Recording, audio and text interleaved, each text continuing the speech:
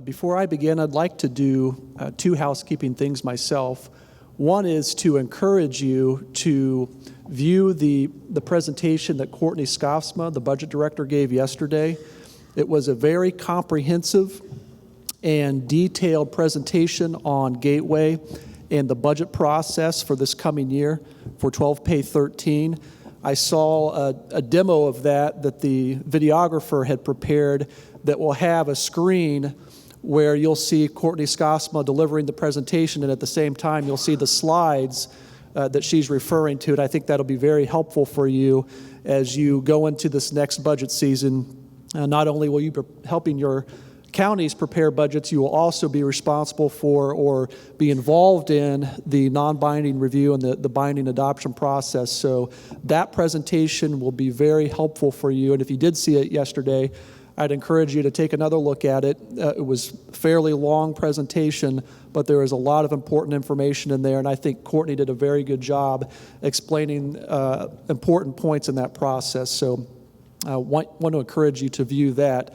Also, I would like to introduce two of my colleagues who are here from the Department of Local Government Finance. They will be speaking after I will be. First, Kathy Walter. Kathy, if you'd stand up so we could greet you.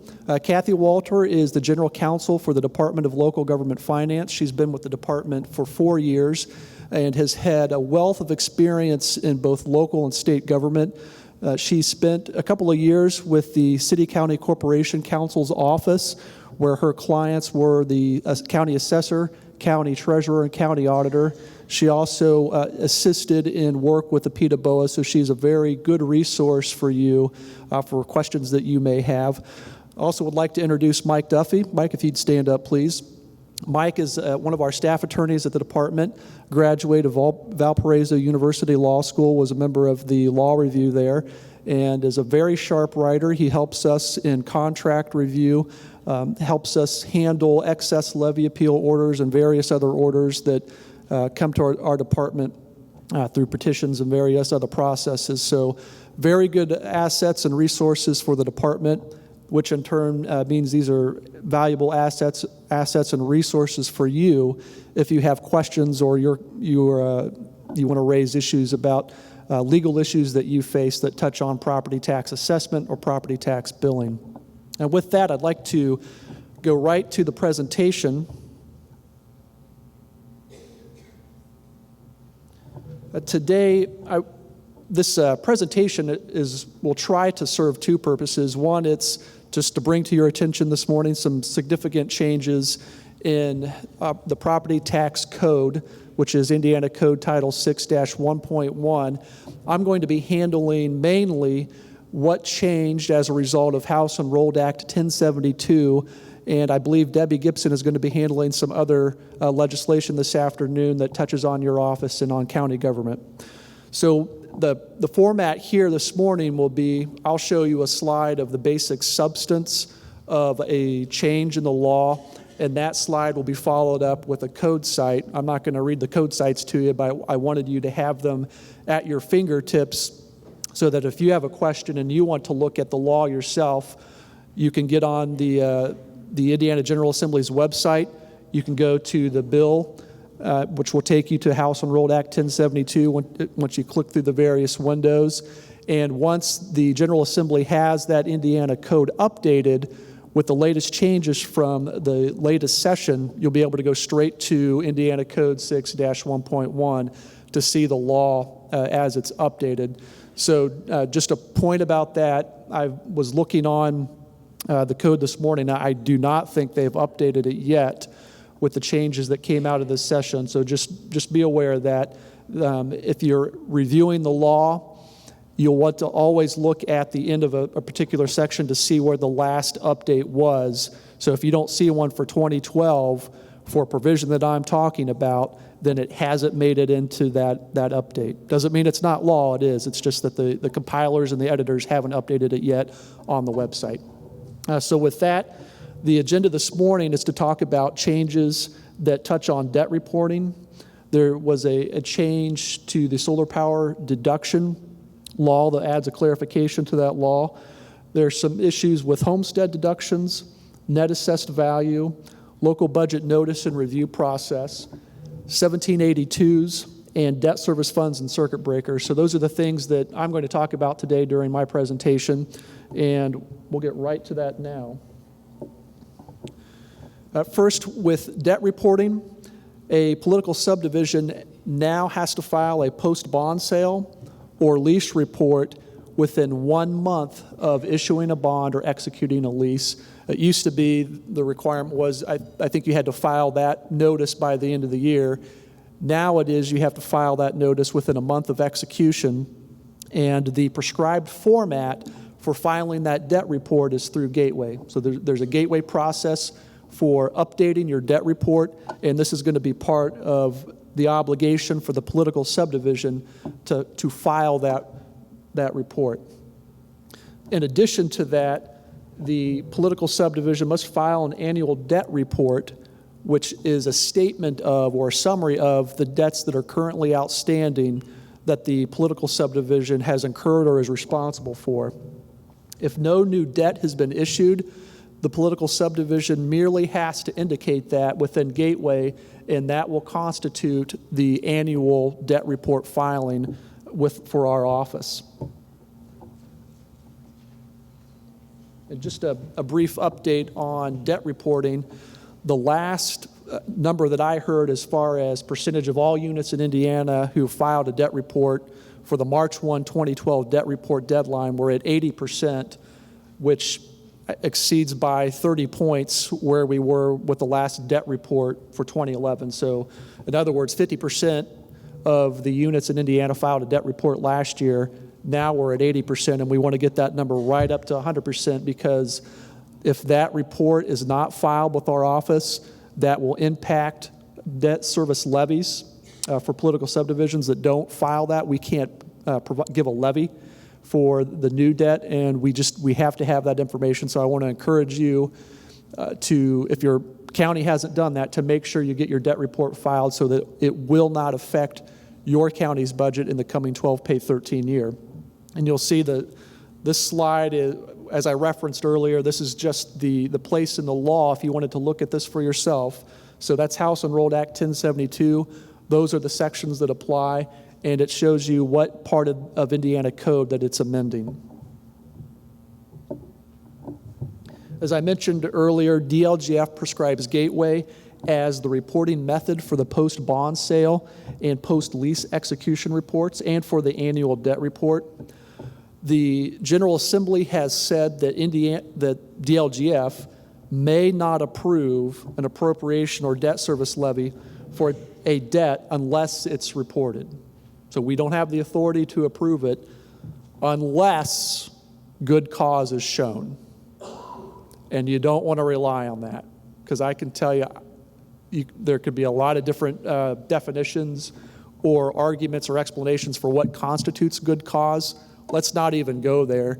Let's just get the debt report information filed for the post-bond sale, for the post-lease execution. Let's get the annual debt reports filed, and we won't ever have to worry about the penalty of non-compliance with that issue. Those are the sections in House Enrolled Act and the Indiana Code. The next subject I want to touch on is the solar power deduction. I consider this to be a clarification of existing law. I don't think this really changed the law. I think the General Assembly clarified that the solar power device deduction does not apply to an entity engaged in wholesale or retail provision of electricity. So this is not for a utility or a business that makes money off generating power from solar power devices. This is for someone who, for example, owns a home and they're using a solar power device to generate electricity for themselves. There's also the possibility that they can tie into the utility company to supply power for the utility company. Even if they do that, that person is still entitled to the solar power device deduction. Again, I think this is a clarification to existing law. I don't think it's a change in substance. I think it's also similar to a change the Indiana General Assembly made last year to the wind power device deduction, where they made clear that the wind power device deduction doesn't apply to a business whose basically whose business model is to use wind power devices to generate electricity and sell it.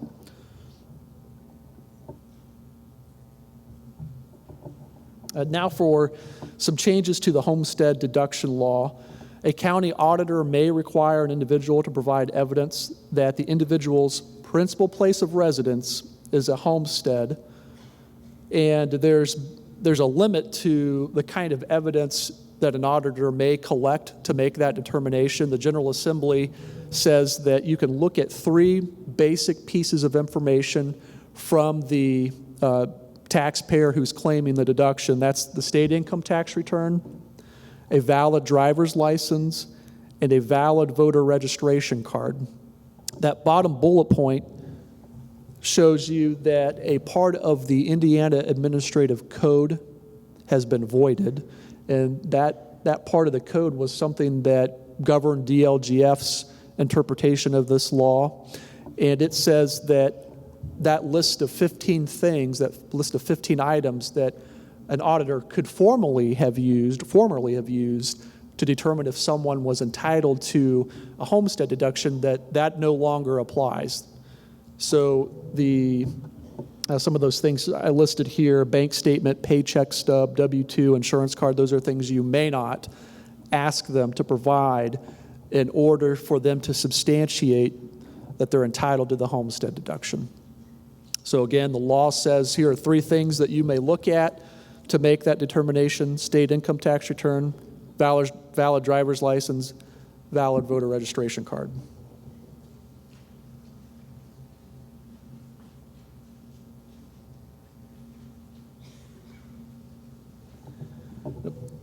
Mike Duffy will be handling more of the homestead questions and issues questions I think you have as we are nearing the end of our 3 years of the pink form. One other thing I want to say about the homestead deduction that came out of this year's session is that the county auditor, if the county auditor determines that the person requesting or claiming the homestead deduction isn't entitled to one, the auditor must inform the individual in writing. And if the reason that the person isn't eligible is that residence isn't their personal or their principal place of residence, the auditor has to inform the taxpayer that they have a right to appeal to the PETA-BOA. So that change is something else that has come out of this latest session. So again, if you make a determination that a taxpayer who is claiming the homestead deduction is not entitled to that deduction, then you have to inform them in writing, and you have to inform the taxpayer of the right to appeal to PETA-BOA for your determination that they're not eligible to receive the homestead deduction.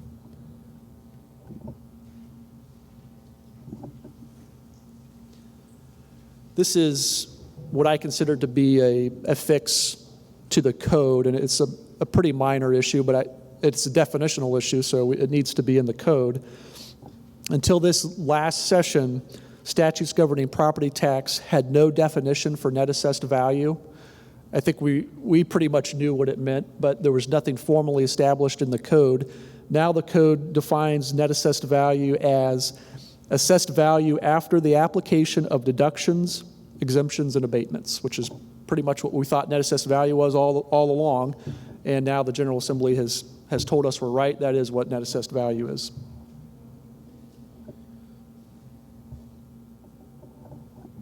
Also, there are what I can consider to be technical changes to the statute that governs net assessed value withholding.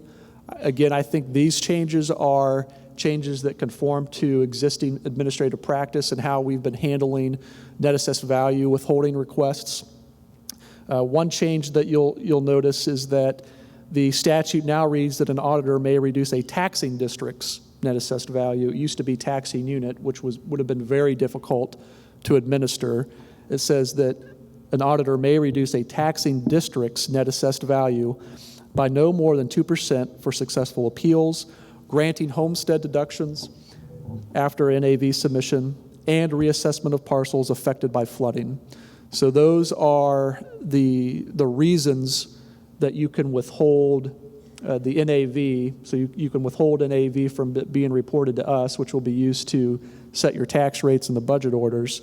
And again, that only falls under the category of under 2%. So under 2% withholding, those are the reasons that you can withhold that AV from your certification.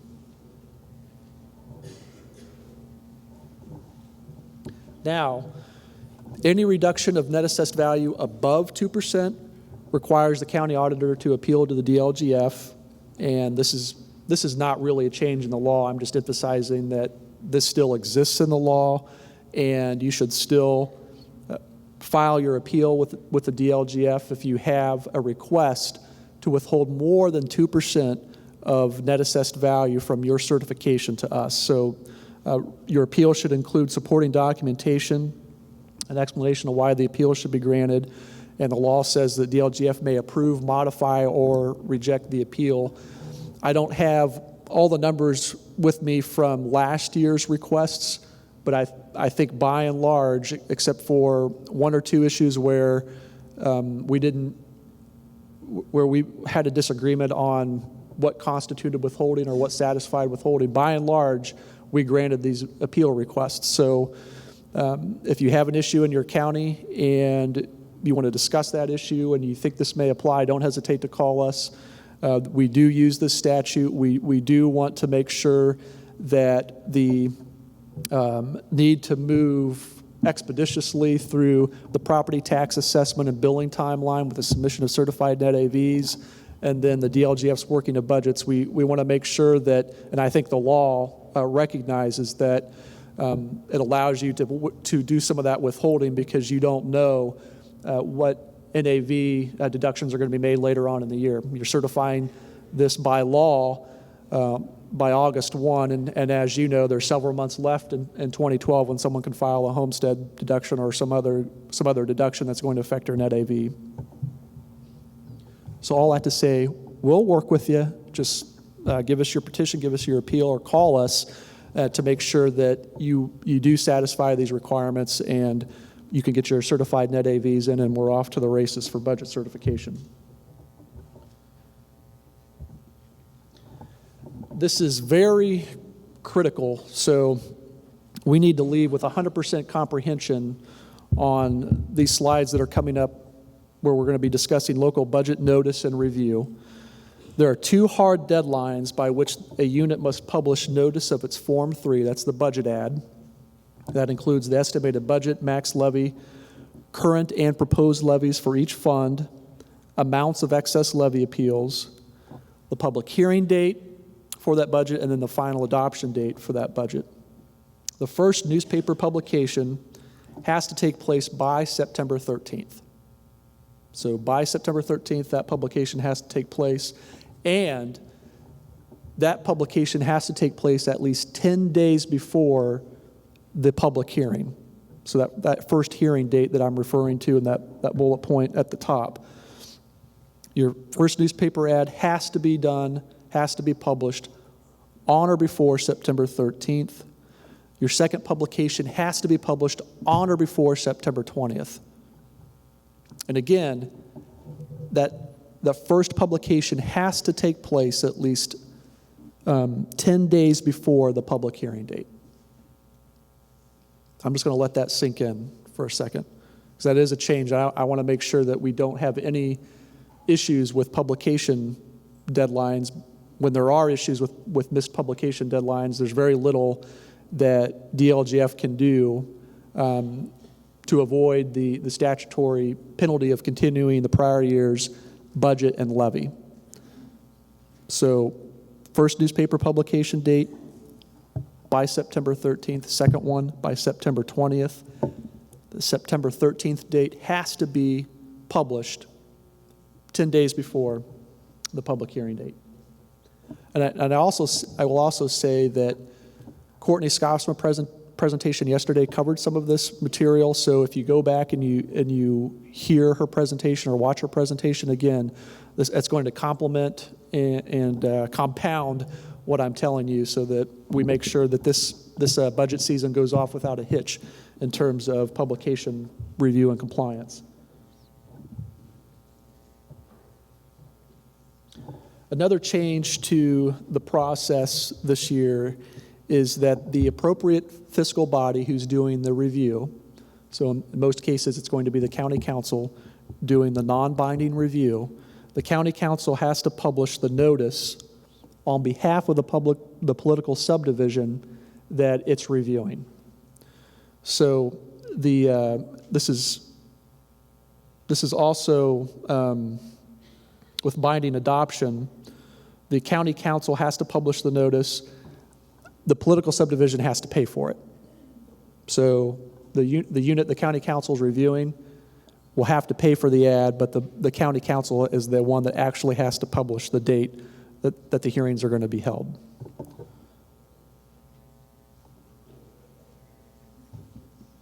Also, for the first time this year, schools will participate in the non-binding review process. Each school will be required to submit an estimated tax rate and an estimated tax levy, but not a proposed budget. Every taxing unit, including schools, must file this information by September 1. County council has to complete the review by October 1. And again, the penalty for a unit who fails to meet the September 1 deadline is continuation of the prior year's budget and levy. If the council fails to do the review by October 1, then the penalty is continuation of the county's prior year budget and levy. So again, these are hard deadlines that the General Assembly has put in the statute.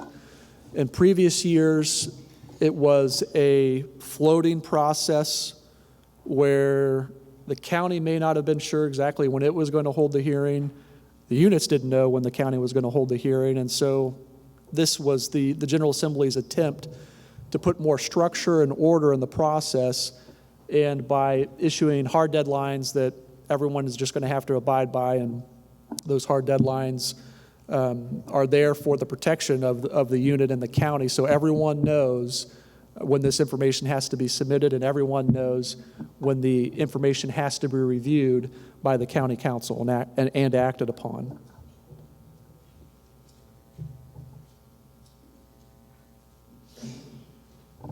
As in the past for non-school units, non-binding review requires the county council to review the unit's proposed tax rate, tax levy, and budget, and to issue a non-binding recommendation to the unit regarding those proposed tax rates, levies, and budgets.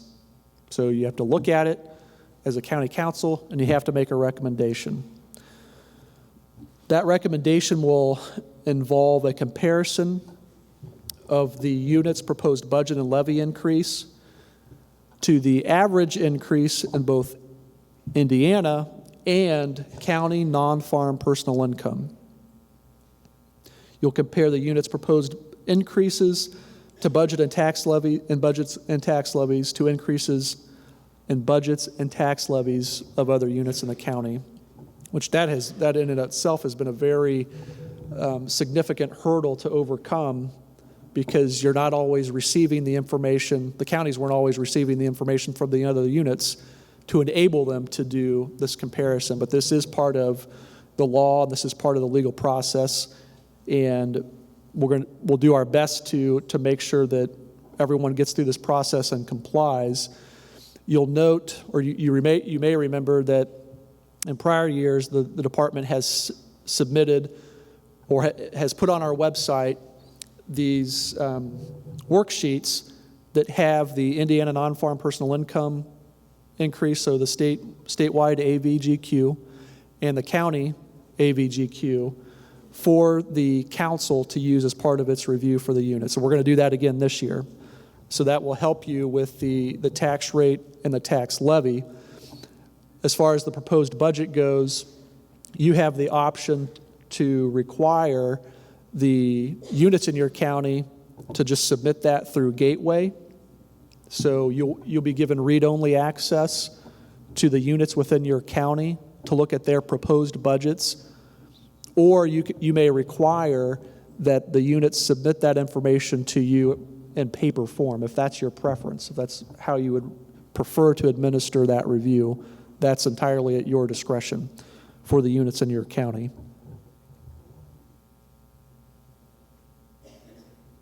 So I want to make sure that, I want to go over that one more time. DLGF will have information on our website for every unit in your county. That is going to have the tax rate and tax, or blanks for tax rate, tax levy. We're going to have the statewide AVGQ for your comparison purposes and the county AVGQ for your comparison purposes. If the unit's budget increases and its levy increases by more than those two numbers. How many understand that? And don't be shy if you don't, because I'll say it again. I don't mind. Perfect comprehension. I'm not even sure I understand it, and I've had to say it twice, and I had to write this presentation. All right. If you do have questions about it, never hesitate to call us, email us. We want to help you work through this process. We want to make sure everyone complies with the law and that there aren't surprises come November, December, January about budgets and levies.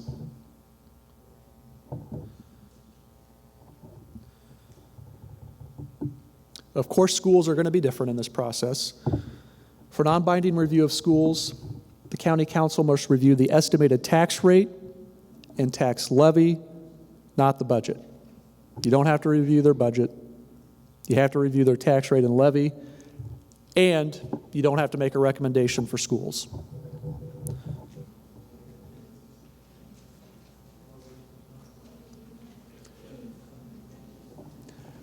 You need to talk to your legislator.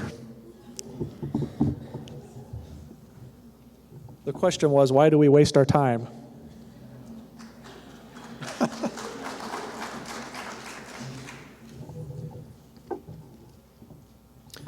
Again, emphasizing what I said earlier, if the taxing unit fails to file the information by the September 1 deadline for non-binding review, it will receive its most recent annual appropriation and tax levy. So it's going to get last year's budget and levy. By the same token, if the county council fails to perform the review and recommendation for the non-school units as required, by October 1, the county will receive the most recent annual appropriation and levy. So the county is going to get the prior year's budget and levy if it doesn't conduct the non-binding review by October 1. So that was non-binding review. We're going to discuss binding adoption. This is the process where the county will actually be adopting the budget and levy for particular units. So those are units that are, the law has clarified that they're units that have boards that are, whose membership is not elected, a majority of whose membership is not elected. So for those units, the county will be adopting the budget and levy. So solid waste management districts, conservancy districts, fire protection districts, districts that have always fit under this law, that's going to continue. As Penny Lukenbill asked me yesterday, well, I read this and I couldn't see what the change in the law is. And I think by and large, Penny's right. It just ropes in a few more of those non-elected board units like airport authorities and schools that don't have a majority of their board who are elected. The 1072 actually strikes through the exception for school corporation that used to exist in the binding adoption process. So I presume the General Assembly meant to do that, and what they mean is if a school has a majority board membership, non-elected, that the county council will do the binding adoption for their budget.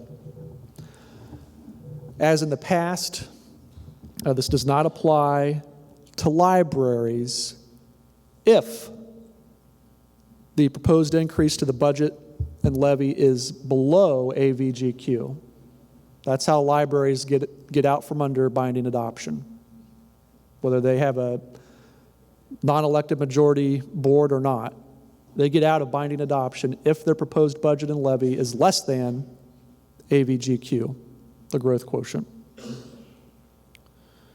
If they're over it, they're stuck with binding adoption, and the county council is going to adopt their budget and levy.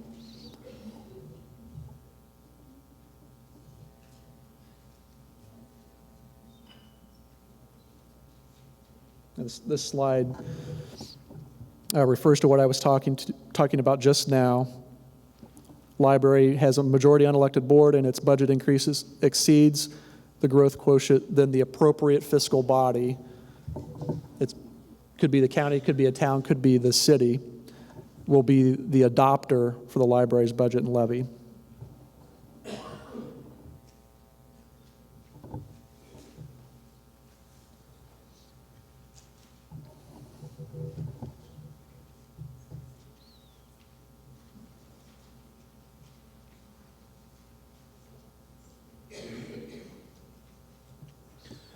Similar to the non-binding review penalty, if the taxing unit fails to file the budget information for binding adoption by September 1, it's going to receive its prior year's budget and levy.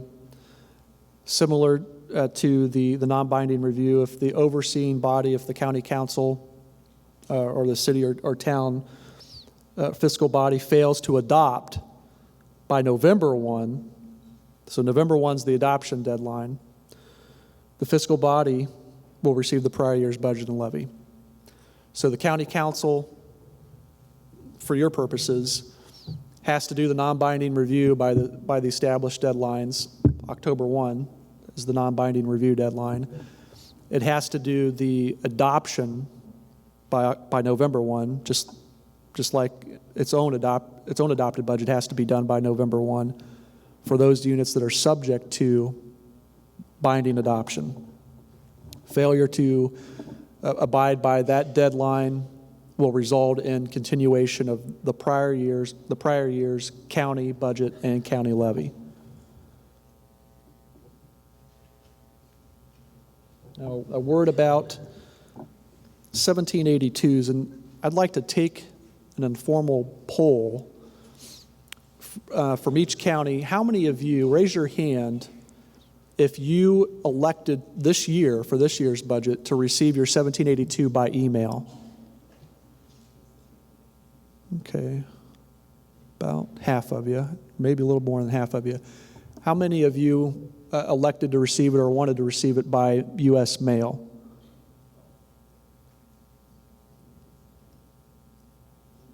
Okay. Pardon? Takes too long by mail. Okay. Well, this won't concern you because the General Assembly has given DLGF authority to prescribe the manner to send out the 1782 and receive the 1782.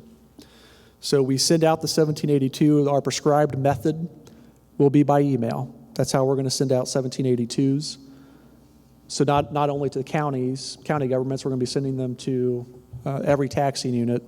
Every political subdivision will receive their 1782 by email, because every taxing unit will have to, including schools this year, will have to submit their budget forms to us through Gateway. We're going to have their emails. If they want a budget, they're going to have to come to us through Gateway, and we're going to have an email for them. So just know that this year, the way that everyone will receive a 1782 from the department will be by email. There's no alternative. There's no option for snail mail there.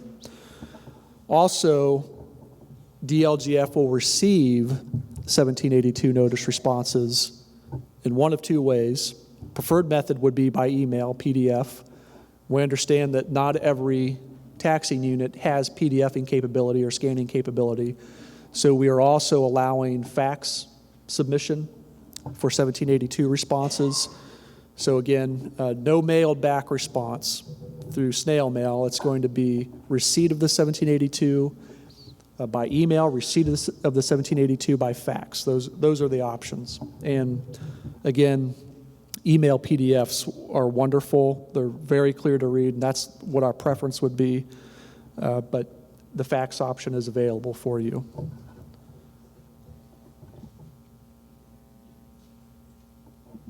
One of the last subjects we will touch on this morning is the debt service fund and circuit breaker. changes. Just to be clear, the circuit breaker still applies to debt service levies. What the General Assembly has said is that levy that has to be used to satisfy debt service is protected from the application. So if you want to think of the funds in terms of silos, where you have the debt service fund, a general fund, a cum fund, and several other funds that are property tax supported, when the money is poured into those funds, it's going to fill that debt service levy fund all the way to the top before it starts filling those other funds.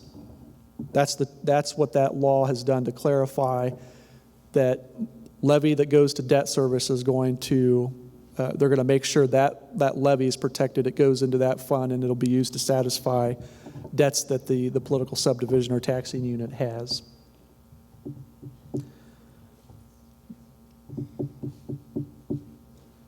This applies to budgets for 12 pay 13, not the December settlement in 2012.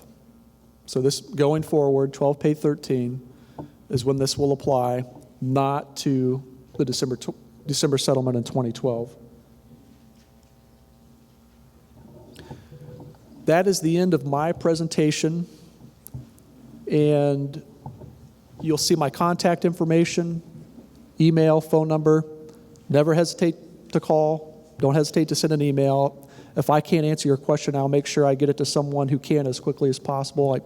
I thank you for your attention and look forward to spending some more time with you today. Thank you.